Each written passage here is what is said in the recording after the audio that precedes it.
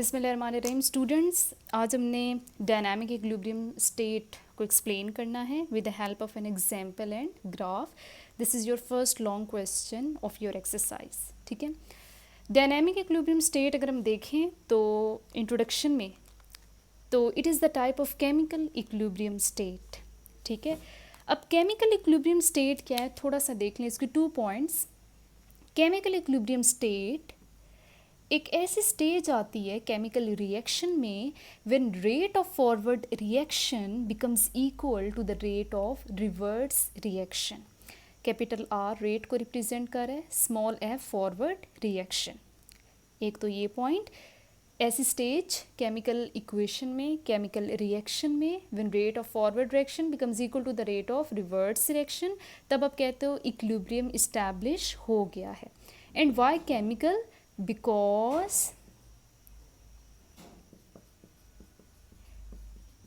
at this stage concentration of chemical species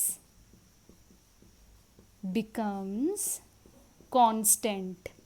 ठीक है, equilibrium जब इस्टेब्लिश होता है उस स्टेज पे जो अमाउंट है, जो कंसंट्रेशन है रिएक्टेंट्स की, केमिकल स्पीशीज़ में क्या आएगा, रिएक्टेंट्स एंड प्रोडक्ट्स। रिएक्टेंट्स और प्रोडक्ट्स की जो अमाउंट है वो क्या हो जाती है, कांस्टेंट, मतलब वो चेंज नहीं होती। चेंज क्यों नहीं होती?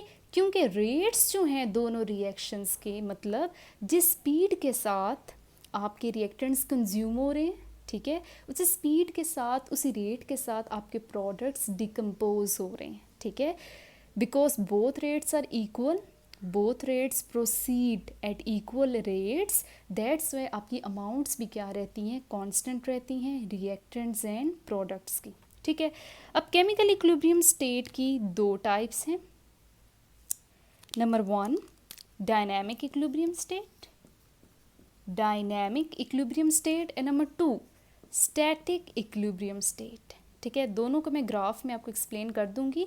स्टैटिक इक्विलिब्रियम स्टेट केमिस्ट्री से रिलेट नहीं कर रही, केमिस्ट्री में इसकी एग्जांपल नहीं है एज सच, इसकी एग्जांपल है फ्रॉम डेली लाइफ। ठीक है, हमने जो एक्सप्लेन करना है वो है dynamic equilibrium state with the help of an example and graph.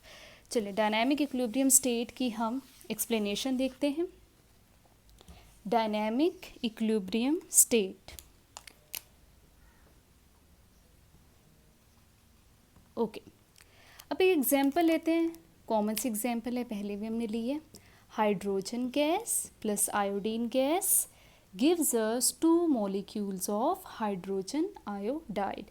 इसमें आयोडीन का कलर गैस है, वेपर फॉर्म में होती है आयोडीन, इसका कलर पर्पल है, और आपके पास जो प्रोडक्ट्स हैं उनका कलर क्या है, दे आर कलरलेस। ठीक है, अब एक ग्राफ से हम एक्सप्लेन करेंगे how dynamic equilibrium is established. ठीक है, ये आपके पास एक्स एक्सिस है, this is your Y axis. ठीक है, एक्स एक्सिस में हम लेंगे टाइम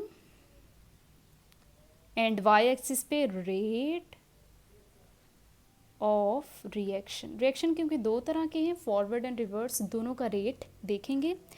यहाँ पे 0, टाइम 0 है। ठीक है, ऐसे ऐसा आप प्रोसीड करेंगे तो आप देखेंगे रेट ऑफ फॉरवर्ड डायरेक्शन कैसे चेंज हो रहा है, रेट ऑफ रिवर्स डायरेक्शन कैसे चेंज हो रहा है। चलें जी, हमने प्रीवियस लेक्चर में देखा that at the start of reaction आपके पास फ्लास्क में ज़्यादा अमाउंट किसकी है, रिएक्टेंट्स की। प्रोडक्ट्स की अमाउंट क्या है, नेग्लिजिबल। क्योंकि रिएक्टेंट्स की अमाउंट ज़्यादा है इसलिए आपके पास रेट ऑफ फॉरवर्ड डायरेक्शन क्या होता है, फास्ट। तो जो रेट है फॉरवर्ड डायरेक्शन का, ये जो मैं अब कर्व बनाऊंगी वो रेट है किसका, फॉरवर्ड डायरेक्शन का, eight the start of the reaction वो क्या होगा, बहुत ज़्यादा फास्ट। देखिए बिल्कुल पीक पे है आपके पास जो रेट ऑफ रिएक्शन है। लेट्स सपोज इसकी वैल्यू 100 है, तो वो rate of reaction at the start of the reaction क्या है, बहुत ज़्यादा फास्ट है। अब with the passage of time, जैसे जैसे टाइम गुजर है आपका जो रेट है फॉरवर्ड डायरेक्शन का वो क्या हो रहा है, स्लो। ठीक है, ये देखें जैसे जैसे टाइम गुजर है, with the passage of time the rate of forward direction become slow, and in other words the rate of reverse direction क्या होगा, फास्ट होगा with the passage of time. Start में क्या था, rate of reverse reaction slow था, why? Because products की amount क्या थी, negligible as compare to reactants. Start में देखिए रिवर्स रिएक्शन का रेट स्लो है, but with the passage of time reverse reaction का रेट इंक्रीज होगा, वाई? क्योंकि प्रोडक्ट्स आहिस्ता आहिस्ता बनना शुरू हो रहे हैं एंड नाउ इनको चांस मिला है कि ये प्रोडक्ट्स वापस डिकम्पोज होकर क्या दें, रिएक्टेंट्स, तो rate of reverse reaction with the passage of time increase होगा। ठीक, इवेंचुअली क्या होगा, एक स्टेज आएगी, दिस स्टेज, दिस वन, ये स्टेज आएगी जिसको आपने क्या कहा है, equilibrium state, when the rate of forward reaction becomes equal to the rate of reverse reaction, और इसको आपने क्या कहा, इक्विलिब्रियम स्टेट। ठीक है, when the rate of forward direction becomes equal to the rate of reverse direction. इस point पे देखें वैल्यू सेम है दोनों रेट्स की, लेट्स सपोज इट्स 50। ठीक है, और किस टाइम पे, आप टाइम भी नोट कर लो कि ये वो टाइम है जिस टाइम पे आपके दोनों रेट्स क्या हो गए, इक्वल हो गए हैं, और इसी पॉइंट पे जो अमाउंट्स हैं रिएक्टेंट्स की और प्रोडक्ट्स की वो क्या हो गई हैं, कांस्टेंट। लेकिन इसके बाद रिएक्शन स्टॉप नहीं हो गया, रिएक्शन प्रोसीड करेगा, ये इन्फिनिटी तक जाएगा। ठीक है, दैट्स वाई हम कहते हैं इसको डायनेमिक। डायनेमिक का मतलब है, ये बेसिकली ब्रांच है फिजिक्स की जिसका मतलब है moving. This branch is related to the motion of objects. ठीक है, इसका मतलब है कि केमिकल रिएक्शन जैसे ही इक्विलिब्रियम इस्टेब्लिश करेगा, अटेन करेगा, लाइक सो, उसके बाद स्टॉप नहीं होगा।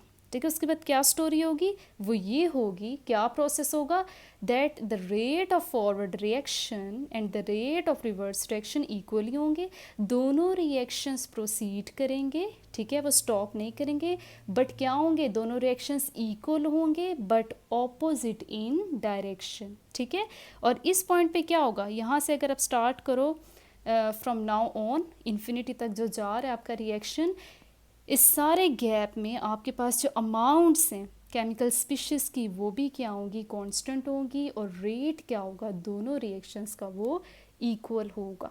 ठीक है, इसको आप इक्विलिब्रियम को फिज़िकली भी एग्जामिन कर सकते हैं, जैसे कि यहाँ पर फिज़िकल प्रॉपर्टी कलर आप ले सकते हो। जैसे कि फ्लास्क में अगर मैं कहूँ, आपने हाइड्रोजन गैस ली, आयोडीन गैस ली at the start of the reaction. अब मैं फिज़िकली आपको बता रही हूँ, ये ग्राफ के थ्रू था। अब फिज़िकली कैसे इक्विलिब्रियम को जज कर सकते हैं, आपने फ्लास्क में हाइड्रोजन गैस ली, आयोडीन गैस ली, आयोडीन गैस का कलर क्या है, पर्पल है। ठीक है, start of the reaction flask में कलर क्या आपको दिखाई दिया, पर्पल, बिकॉज आपके पास स्टार्ट में क्या होते हैं, रिएक्टेंट्स ही होते हैं। With the passage of time क्या हुआ, rate of forward direction decrease होता गया, इट मीन्स रिएक्टेंट्स कंज्यूम हुए। पर्पल कलर क्या हुआ इस ड्यूरेशन में, पर्पल कलर फेड्स मतलब उसकी शिद्दत कम हो गई पर्पल कलर की। वाई? क्योंकि एक कलरलेस गैस बन रही है आफ्टर सम टाइम, जो कि क्या है, हाइड्रोजन आयोडाइड। ठीक है, एक ये पॉइंट आएगा जब आपके फ्लास्क में कोई कलर नहीं होगा, बट आफ्टर सम टाइम क्या होगा कि वही प्रोडक्ट्स रिकम्बाइन होंगे या डिकम्पोज होंगे, वापस आपको क्या देंगे, रिएक्टेंट्स देंगे, वापस आपको फिर से पर्पल कलर दिखाई देगा, बट उसकी इंटेंसिटी थोड़ी कम होगी। वाई? क्योंकि रिएक्टेंट्स भी प्रोडक्ट्स में कन्वर्ट हो रहे हैं और प्रोडक्ट्स वापस किस में कन्वर्ट हो रहे हैं, रिएक्टेंट्स में। ठीक है, देन आफ्टर दिस टाइम आप देखोगे कि अब no more change in the intensity of colour, no change is observed.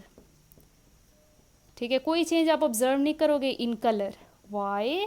Because now आपके पास जो अमाउंट है रिएक्टेंट्स की वो अनचेंज्ड है, वो कांस्टेंट है, वो चेंज नहीं हो रही। इसलिए फिजिकली भी आप एग्जामिन कर सकते हो कब इक्विलिब्रियम इस्टेब्लिश हो गया है, डायनामिक इक्विलिब्रियम इस्टेब्लिश हो गया है।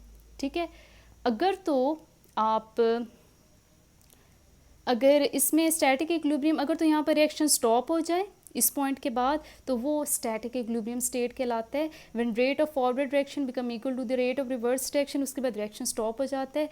लेकिन डायनामिक इक्विलिब्रियम स्टेट में क्या होता है, जो कि केमिस्ट्री में पाया जाता है, उसमें आपके पास इस इक्विलिब्रियम के बाद रिएक्शन स्टॉप नहीं होता, इट कीप्स ऑन प्रोसीडिंग, दोनों रिएक्शन प्रोसीड करते हैं बट ऑपोजिट इन डायरेक्शन।